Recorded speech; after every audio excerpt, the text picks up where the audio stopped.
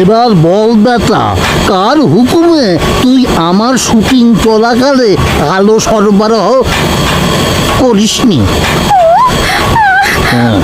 হুজুর, হুজুর, বিশ্বাস করেন হুজুর, আমার কোনো দোষ নাই।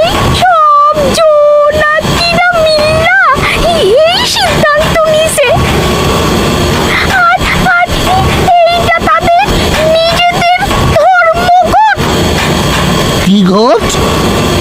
ধর্মঘট মানে ওরা চায়, ওরা আলো দেয় ঠিকই, কিন্তু টাকা পায় না, তাই আর কি।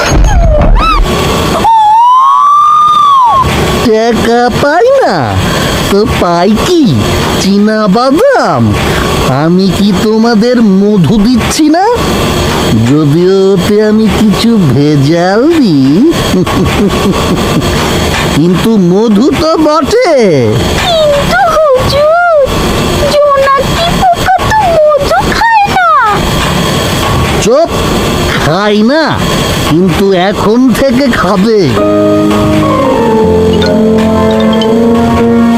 সব কিছুরই তো একটা শুরু আছে। যেমন তোমরা শুরু করেছো ধর্মঘট, আর সবচাইতে বড় কথা, আলো বন্ধ করে আমার শুটিং বরবাদ করাটা ভয়াবহ অপরাধ। কারণ আমি একজন জিনিয়াস। আমি পোকাদের